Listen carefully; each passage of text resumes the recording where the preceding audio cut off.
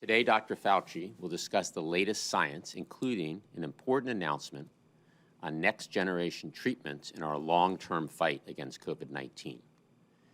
Dr. Walensky will give an update on the state of the pandemic. Dr. Murphy will discuss our public education and outreach efforts, and then we'll have time for Q&A. We are making significant progress in our fight against COVID-19 in the U.S. and around the world. Let's remember where the country was before President Biden took office. In mid-January, the United States had more than 185,000 new COVID-19 cases a day. And more than 3,300 Americans were dying each day from the virus. Kids were out of school, people were out of work, and businesses were closed.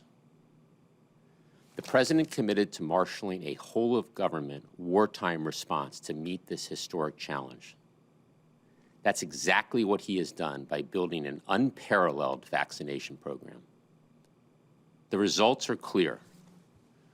More than 175 million Americans have already gotten at least one shot, including 87% of seniors, those 65 and over, 74% of adults 40 and over, and nearly 2 out of 3 of all adult Americans. In 14 states and the District of Columbia, at least 70% of adults have received at least one shot. And just this morning, we learned that 86% of K-12 educators and school staff had already been vaccinated by the end of May. What does this all mean? As a result of our success vaccinating Americans, cases and deaths are down more than 90% since the President took office on January 20th.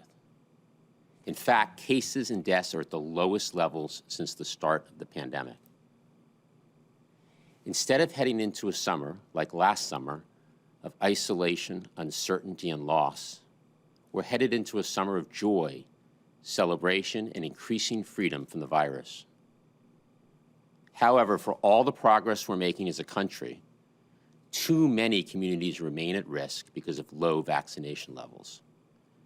In fact, we're seeing that communities with the highest vaccination rates have lower rates of new cases and hospitalizations, and communities with the lowest vaccination rates have higher new cases and hospitalizations.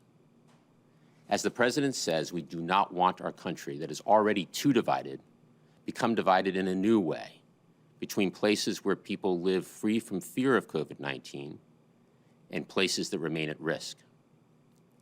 The low vaccination rates in some communities is an even bigger concern now that we face the threat of a new, more dangerous variant, specifically the Delta variant. The good news is that the best way to protect yourself against these variants, including the Delta variant, is to get fully vaccinated. So if you're fully vaccinated, you're protected. But if you're unvaccinated, you're at risk of getting seriously ill or spreading the disease to others. This is why we are pushing so hard to get more Americans vaccinated. During our National Month of Action, we're mobilizing an all-of-America effort, including the We Can Do This national vaccination tour, led by the Vice President, to key communities across the country, to reach millions of Americans who still need protection against the virus, and to energize and mobilize grassroots vaccine education and outreach efforts. Vice President Harris kicked off the tour on Monday in Greenville, South Carolina, followed by EPA Administrator Regan returning to his home state, visiting Raleigh and Charlotte, North Carolina. Yesterday, the second gentleman in Memphis, Tennessee. Today, VA Secretary McDonough in Birmingham, Alabama. And to cap off the first week, the Vice President will be in Atlanta, Georgia tomorrow.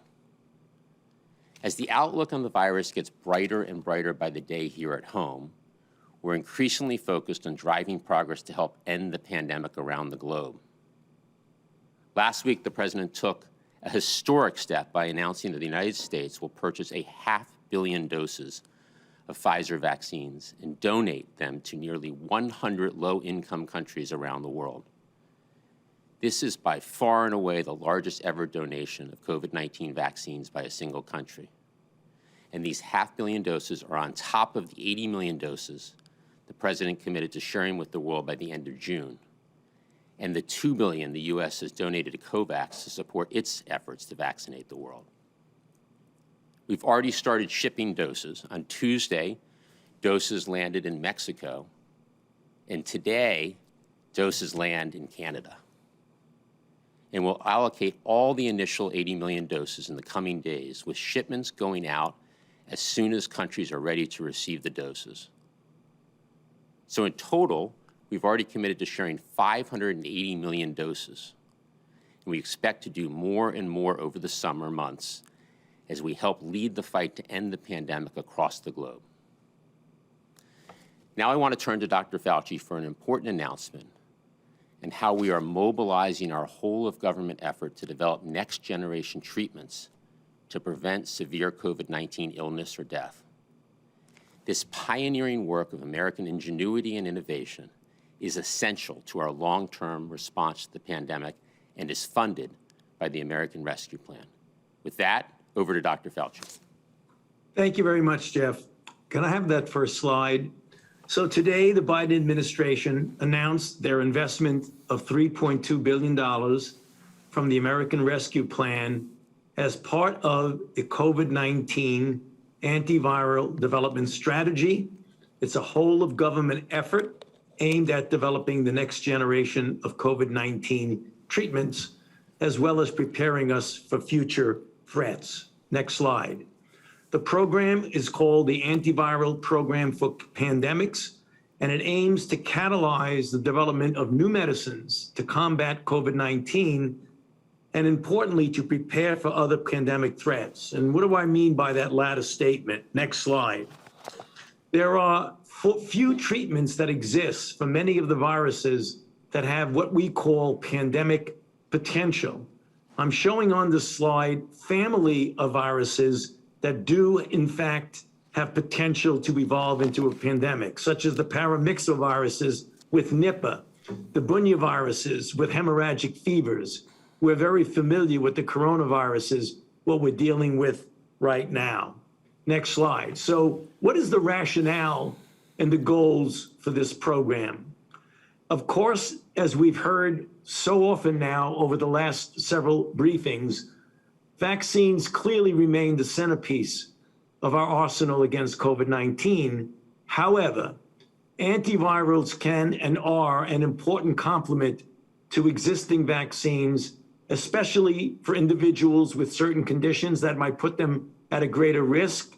For those whom vaccines may not be as protective, we know that there are many people who are immunosuppressed, in which vaccines, at least initially, may not give an optimal response.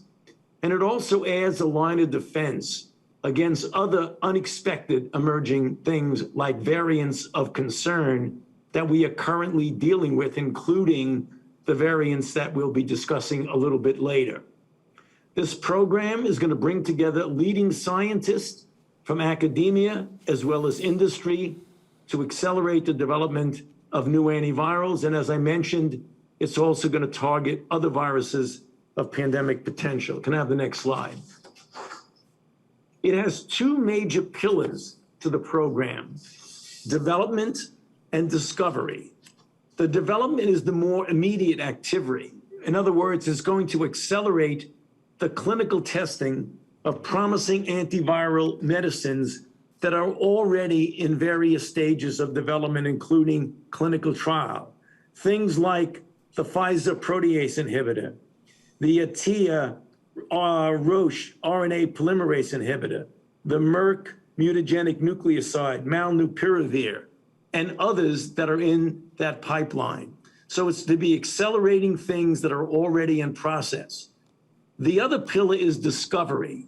And this is very important because this is modeled after the highly successful program developed decades ago for the targeted development of antiretroviral drugs for HIV, which have led to transforming therapies to control HIV, namely discovering new antiviral medications. Next slide. The program looks like this. It's a total, as I mentioned, of $3.2 billion. There'll be $500 million for fundamental research and laboratory support, $1 billion for preclinical and clinical evaluation, $700 million for the development and manufacturing through NIH in our usual partnership with BARDA, and $1 billion to support the creation of a program which we are calling the Antiviral Drug Discovery Centers for pathogens of pandemic concern, meaning not only COVID-19, but some of the families I showed you on a prior slide. And on the last slide, what are the next steps? We're going to continue engaging with manufacturers in the development part of it to accelerate the testing and authorization of promising meds which are in later stage development. In this regard, we're going to continue to identify and evaluate additional candidates for this program support. With regard to discovery, we're going to support academic industry partnerships aimed at discovering new molecules. So we have a great deal of optimism that this program will ultimately be as successful as the highly successful program that we had implemented both for HIV and for hepatitis C. With that, I'll hand it over to Dr. Walensky. Thank you, Dr. Fauci, and good morning, everyone. Let's begin with an overview of the data. Yesterday, CDC reported 12,322 new cases of COVID-19. Our 7-day average is 12,190 cases per day. This represents a decrease of about 16% from the prior 7-day average and is the lowest 7-day average since March 27th, 2020. To put this in context, on January 10th, 2021, the 7-day average was 252,000 cases per day. We've seen a 95% decline in just the past 5 months. The 7-day average of hospitalizations is about 2,000 per day, a decrease of about 10% from the prior 7-day period.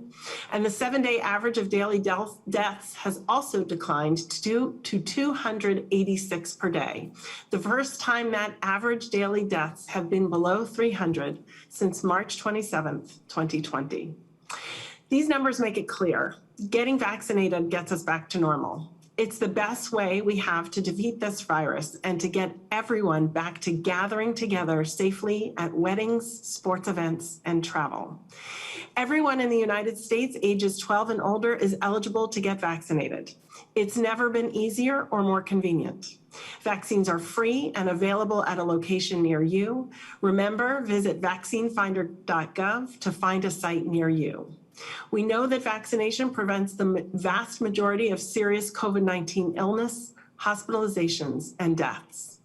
As far as we have come in our vaccination efforts, with over half of those who are eligible being fully vaccinated and many cities and states reaching our goal of over 70% of people with at least 1 dose, it's understandable that some people still have questions.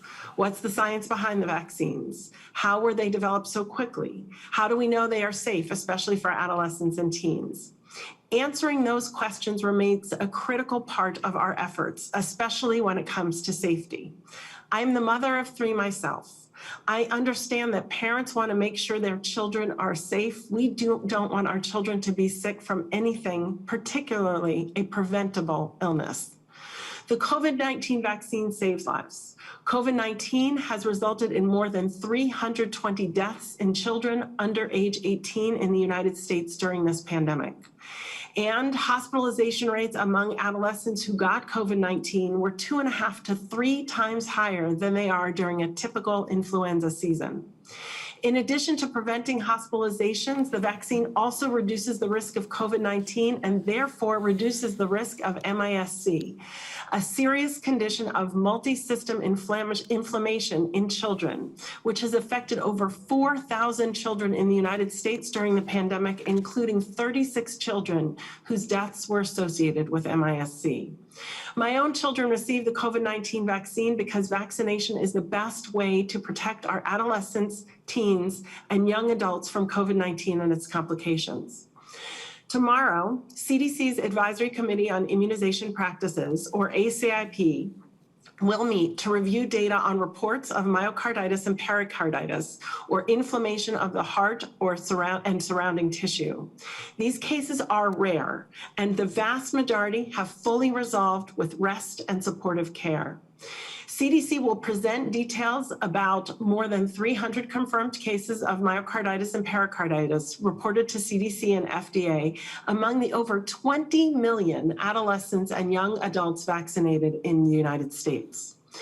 Over the last several months, we have been asking clinicians to be on the lookout for and report patients with symptoms of myocarditis or pericarditis following vaccination.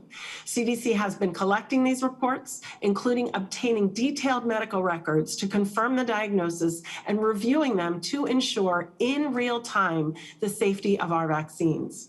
Our team has also been in regular contact with the American Academy of Pediatrics, who share CDC's recommendation for all teens to get the COVID-19 vaccine.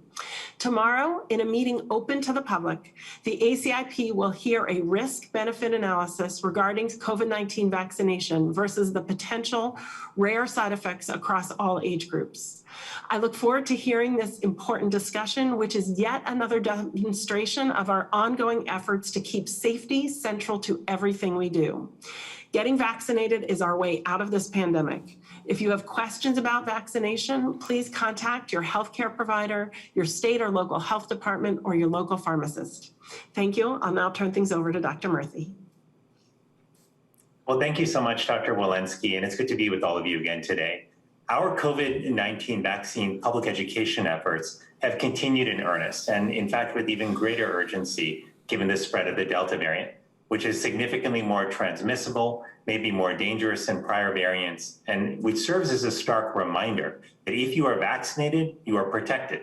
But if you are not, the threat of variants is real and growing. In the last 2 weeks alone, our door knocking and phone banking efforts have generated hundreds of thousands of conversations in all 50 states. Our Mayor's Challenge has mobilized mayors in cities and towns across America to push toward our 70% goal, often in friendly competition with each other. And we focused our broader efforts on 3 key groups in particular: parents, youth, and clinicians. We've held town halls and press calls with parents and publications and blogs focused on parenting. We've reached out directly to young people by launching our student community core yesterday, by hosting town halls with organizations like the Boys and Girls Club of America, and by working with young influencers on YouTube and other social media platforms. Recognizing how essential doctors, nurses, and other healthcare professionals are as trusted messengers, we've also built partnerships with medical organizations and health systems across the country who have committed to reaching out to patients and their staff. And we've also reached out directly to clinicians, including through a town hall last week with more than 1,500 pediatricians and a national clinician town hall with more than 1,000 participants. We've talked before about how clinicians are the #1 source of trusted information about the vaccines. Today, I also want to talk about something we don't discuss as often, which is the mental health and well-being of our clinicians. Recent data indicates that more than 50% of clinicians are experiencing burnout during this pandemic. But even before COVID, more than 1/3 of nurses and doctors experience substantial symptoms of burnout, with doctors experiencing a suicide rate double that of the general population. COVID-19 made this much worse, as clinicians have been forced to push through new levels of fatigue. Among the many stories that I have heard from clinicians, one that sticks out is an account from a nurse practitioner who said he stopped counting how many patients he'd lost after his 146th patient died from COVID-19. Clinicians have gone through trauma of their own during this pandemic, and if burnout isn't addressed, it won't just hurt our healthcare workers, but it will hurt our ability to provide routine care that people need every day. Now, the administration is responding to clinician burnout. The Health Resources and Services Administration has secured $120 million in funding through the American Rescue Plan. This funding will support an expansion of training and wellness programs to reduce burnout and to promote resiliency. In addition, the CDC's National Institute for Occupational Safety and Health has received $20 million for an education and awareness campaign to improve the well-being of the nation's healthcare workforce. My office will continue to focus on clinician well-being in the coming months. It's why we've started the dialogue with healthcare organizations and with the National Academy of Medicine's Action Collaborative on Clinician Wellbeing and Resilience, which is a network of more than 200 organizations committed to addressing clinician burnout and improving clinician well-being. Our nation owes our healthcare workers a debt of gratitude, but also a debt of action. They've had our back during this pandemic, and now we will continue to strive to care for the people who care for all of us. Thank you so much, and I'll pass it back to you, Jeff. Thank you, Dr. Murphy. Let's open it up for a few questions. Thanks, Jeff. First question, we will go to Tamara Keith at NPR. Thank you very much. The question I have is about boosters. I know you've been asked about this many times before, but the question is whether you have a plan to buy vaccines to be used as boosters or whether you already have enough purchased. And what specifically is the plan to determine if boosters will be needed? How much of this is relying on the pharmaceutical companies and how much of it is a CDC process, or how is that going to work? Why don't we first go to your question on the plan for whether we need and when we would need boosters if we do need them. Dr. Fauci? Jeff, well, whether or not one needs it is going to depend on two things. It's going to depend on the durability of the protection. And I want to emphasize by durability, I don't mean that the vaccines now are not effective. We're talking about the length of the protection, which we know is very high right now. That can be determined either by looking at the correlates of immunity and making sure that an individual or cohort of individual who are vaccinated, that level of a correlate does not go below a critical baseline. Also, you might see, and we hope we don't get to that point, we'll know about it before, that there are more breakthrough infections. So right now, what we are doing is that we are doing clinical trials with boosters against wild type and boosters against what we call variant-specific boosts. And the determination is not made by drug companies. The determination is made by the public health need of individuals who've been vaccinated, whether or not we're going to have a durable immunity. With regard to projections, we don't know what that is. That could be a year, that could be 18 months, that could be much longer. We're going to have to follow it, and we will act according to the information that we get from the parameters that I just mentioned. So the approach on supply is going to be the same approach that we have followed since day one, which is to be prepared for any contingency or any scenario. So we will have ample supply if indeed boosters are needed down the road. And maybe I'll just chime in and say among the topics on tomorrow's ACIP meeting will be a discussion about vaccine effectiveness and when boosters might be needed and how we will use science to inform that. Wonderful. Next question. Shafali Luthra at the 19. Hi, thanks for taking my question. I wanted to hear a bit more about how we're thinking about the treatments being developed for COVID and other coronaviruses, and in particular, what pricing might look like given what a big discussion we are all having right now about high drug prices.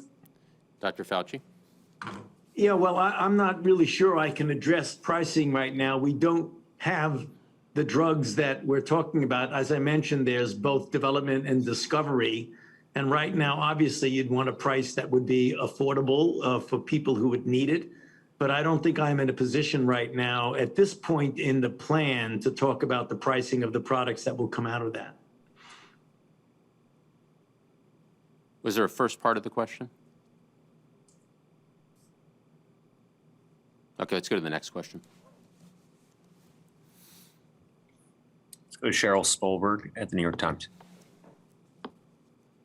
Hi, thank you for taking my question. It has to do with vaccination rates. Right now, for people receiving the first dose, the 7-day average is about 200,000, and that is down from roughly 500,000 at the outset of the month when the president announced his month of action. So I am wondering, do you expect that we will meet the 70% threshold that the president has set out for July 4th? Well, I'll start by saying, getting vaccinated is as important as it's ever been. Those who are vaccinated are protected. Those who are not protected. And the Delta variant just reminds us all that we need to not only get the first dose, but for those who only have one dose and they're on a 2-dose regimen, to complete their vaccination as soon as possible. We've made tremendous progress. Today, more than 175 million Americans have gotten at least one shot. As I said, 87% of seniors, 74% of people over the age of 40, and we're now nearly 2 in 3 adult Americans. Hundreds of thousands of people are continuing to get their first shot each day, and we are going to get to 70%, and we're going to continue across the summer months to push beyond 70% for the reasons that I just talked about. You have to get vaccinated in order to be protected against COVID-19, the Delta variant, and any other variants that might come down the road. Next question. Let's go to Raquel at TV Globo Brazil. Thank you so much. Can you hear me? Yes. Thank you so much, Kevin. About the 80 million doses of COVID that will be shared with other countries by the end of the month, only 25 million were announced. Still 55 million need to be announced and sent by the end of the month. 2 questions. Will the administration be able to achieve this goal? And when can we expect the announcement for the next 55 million? Are they going to be distributed the same way as 25 million? How and when are they being allocated? And also, I'm curious to know about if they will be shared the same way to Brazil. We know that Brazil is still the numbers are still very high, 2,000 people dying every day. So I wonder what amount Brazil would be receiving. Thank you so much. So we will be allocating the full 80 million, so the remaining 55 million, given the 25 million has already been allocated in the coming days, with shipments going out as soon as countries are ready to receive the doses. There are complex logistics here, coordinating with medical agencies in the host countries, regulatory bodies. Obviously, we want to make sure that when the doses arrive, that the ancillary supplies are in place, the needles, the syringes, the alcohol pads, so that we can make sure that we get needles into arms right away. There will be an increasing number of shipments each and every week as we ramp up these efforts. The process to export the 80 million takes partnership and coordination with the receiving governments, but that's well underway now. On Tuesday, doses landed in Mexico. Today, doses are landing in Canada. And yes, importantly, doses will be shipped to Brazil in the coming weeks. Next question. All right, last question. We'll go to Cheyenne Haslett at ABC News. Hi, guys. Thanks for taking my question. Community groups say they're worried about putting marginalized groups at risk again as we reopen. Less vaccinated pockets. The Bronx, for example, has around 40% vaccination, but makes up many of New York's front-facing workers. So I wonder if you think reopening puts areas like that at risk. Dr. Walensky? Yeah, I would say we know how to protect ourselves against this virus. The first line is vaccination, of course. And then prior to vaccination, we knew that and know that masking and distancing work. So what we're really trying to do, as you note, is to get into those communities with trusted messengers to ensure that they know that that vaccine is available to them, to inform them and understand where they might be hesitant so that we can get them vaccinated. And then if not, to ensure that they're working towards the mitigation strategies that they know work. Dr. Murphy, anything to add there? Yeah, I would completely agree with Dr. Walensky, and I would also say that this is why our partnership with employers is so important, especially for those employers who have workers who are on the front lines, whether in grocery stores or in healthcare settings.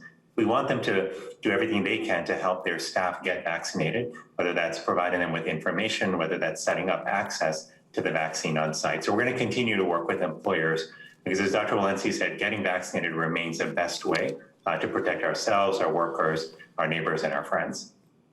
Yeah, and also opening up is not synonymous with stopping the push to vaccinate people. So I think people should not misinterpret that because a city or a state is opening up, that they're done. No, they're not. We're going to continue to push vaccination beyond the 4th of July into the summer, so get as many people vaccinated as we possibly can, whether you're open as a state or a city or not. That's the goal. Well, thank you, everybody. We look forward to next week's briefing. Thank you.